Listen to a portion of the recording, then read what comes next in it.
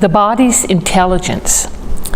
When we want to find the root cause of what's going on with the body, we listen to its signs and symptoms. Yes, we diagnose things about the body through its signs and symptoms, but the body's intelligence is always talking to us about making adjustments for its health. So when we don't listen to the signs and symptoms of our body, what happens is the body starts screaming to be heard.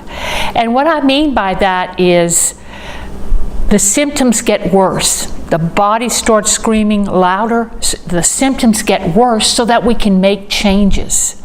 The number one goal of the body, I have found, for all of us, is to come back into balance.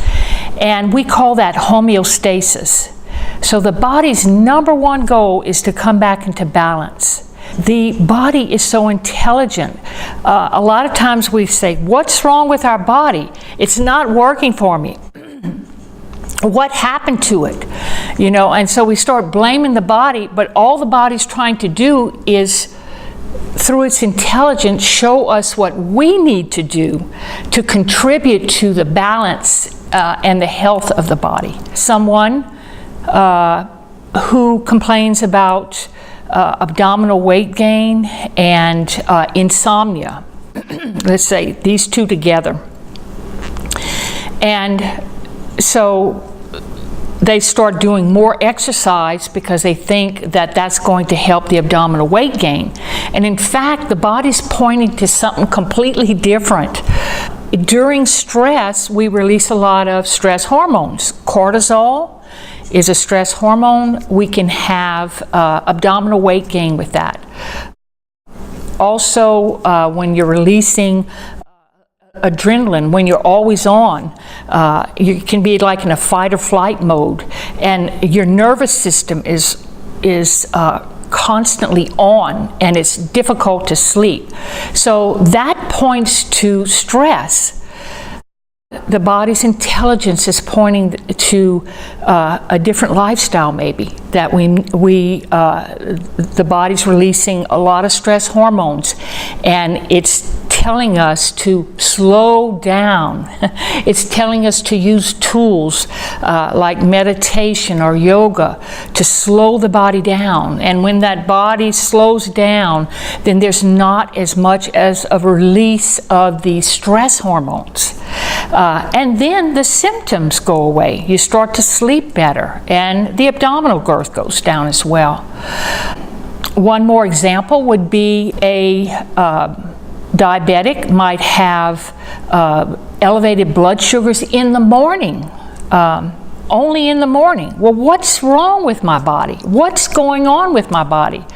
A lot of time we think our body's betraying us, but it's not. The intelligence of the body is just pointing a way for us to help it. So the diabetic wakes up in the morning and high blood sugars just about every morning. And should we take more and more medication? Not necessarily. Sometimes yes, but not always. What happens is, for some of us, we can go without food for an extended period of time. We fast while we're sleeping, and the liver senses the low blood sugars, and it has a storage of glucose called glycogen. And glycogen is released into the blood in the form of glucose. It turns into glucose so that our blood sugars can go up in the middle of the night. So what I tell people is have a little snack about an hour before you go to bed. Your liver won't dump glycogen in the middle of the night, and thus you won't have high blood sugars in the morning. So these are just things that the body points to us to give us some information to help it to come into balance. And so I would like to just share with you that it's so important to listen to your body. Ask questions. What is my body trying to tell me? Instead of, oh, my body is going downhill, and oh, I'm getting old, and all these things are happening to me, and this and that. And instead, have a different way of thinking. It is actually a paradigm shift in the way we're thinking.